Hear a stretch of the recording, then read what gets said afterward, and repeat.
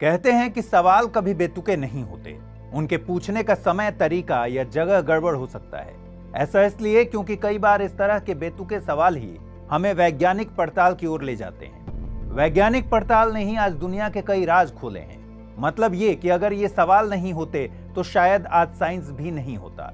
तो सोचिए फिर आज हमारी दुनिया कैसी होती, आज हम दुनिया को कैसे देख रहे होते अगर न्यूटन, आइंस्टीन और जेम्स प्रेस्कॉट जूल जैसे साइंटिस्ट हमारे आसपास घटने वाली घटनाओं के राज न खोलते तो। ऐसे में आज हमारा जीवन कैसा होता, आज से वो कितना अलग होता, या फिर आज भी यह वैसा ही होता जैसे कि अभी है।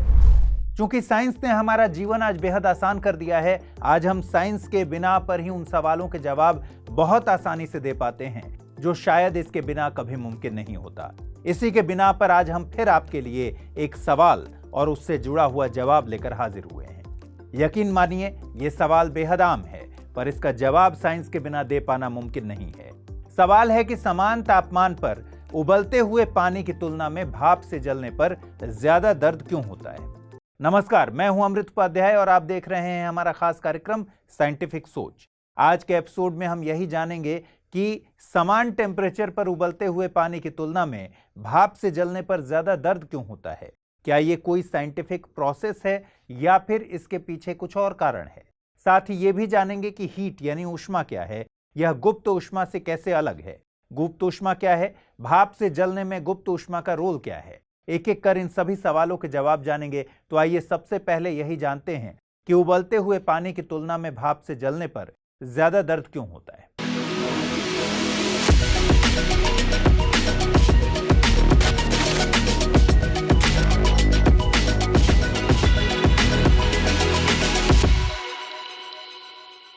असल में इसका मूल कारण यह है कि भाप में उबलते हुए पानी की तुलना में ऊर्जा के तौर पर ज्यादा ऊष्मा होती है।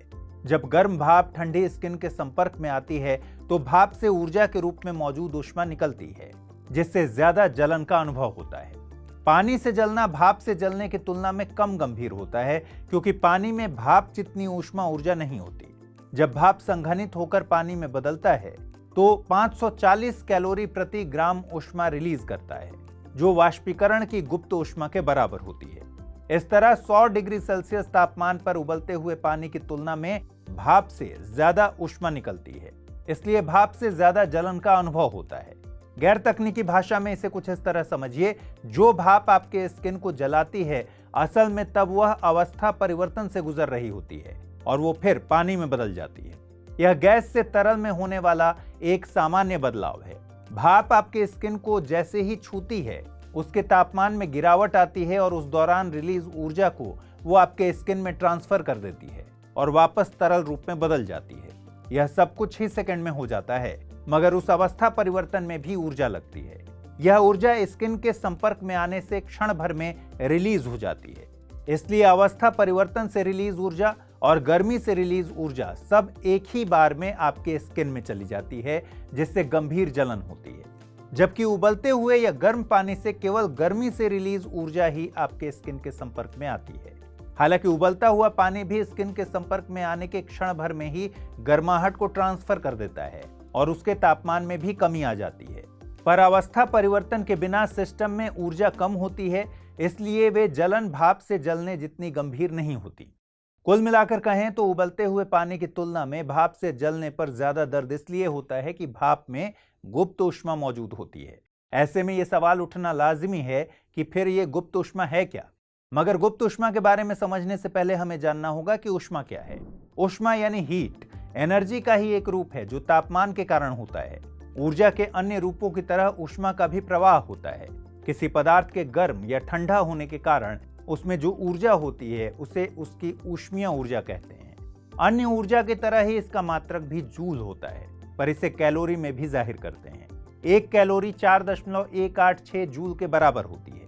ऊष्मा एक वस्तु से दूसरी वस्तु में कुछ इस तरह के थर्मल इंटरैक्शंस के द्वारा ट्रांसफर होती है, जैसे कि अधिक ताप वाली कोई लोहे की छड़ अगर पानी में डाल दी जाए तो छड़ से जल में ऊष्मीय ऊर्जा का ट्रांसफर हो जाता है। अब सवाल है कि गुप्त ऊष्मा क्या है। दरअसल एक वाक्य में इसका जवाब दें तो किसी पदार्थ को दी गई ऊष्मा की वो मात्रा जो पदार्थ के तापमान को स्थिर रखते हुए उसकी अवस्था में परिवर्तन लाती है, उसे गुप्त ऊष्मा कहते हैं।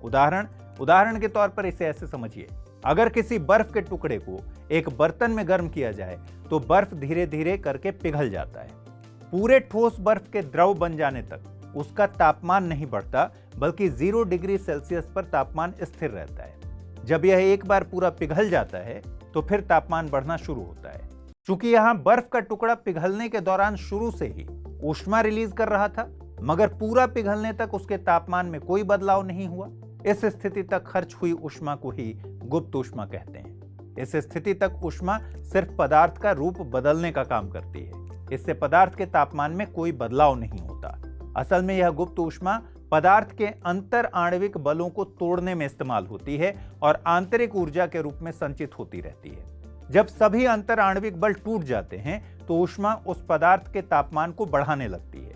यह गुप्त ऊष्मा 2 प्रकार की होती है। एक को गलन की गुप्त ऊष्मा कहते हैं, जबकि दूसरे को वाष्पन की गुप्त ऊष्मा कहते हैं। फिक्स तापमान पर किसी ठोस को द्रव में बदलने के लिए जिस ऊष्मा की जरूरत होती है, वो ऊष्मा गलन की गुप्त ऊष्मा होती है।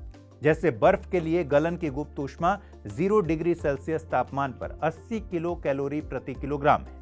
इसका मतलब क्या हुआ? इसका मतलब यह है कि 0 डिग्री सेंटीग्रेड स्थिर टेम्परेचर पर अगर 1 किलोग्राम बर्फ को जल में बदला जाए तो इसके लिए 80 कैलोरी की ऊष्मा की जरूरत होगी। वहीं निश्चित तापमान पर किसी द्रव का भाप की अवस्था में परिवर्तित होने के लिए जिस ऊष्मा की जरूरत होती है, वह ऊष्मा वाष्पन की गुप्त ऊष्मा कहलाती है। यह गुप्त ऊष्मा द्रव के अंदर मौजूद अंतरा आणविक बॉन्ड्स को तोड़ देती है और उनके अणुओं को रिलीज कर देती है, जिससे उसकी अवस्था में परिवर्तन हो जाता है।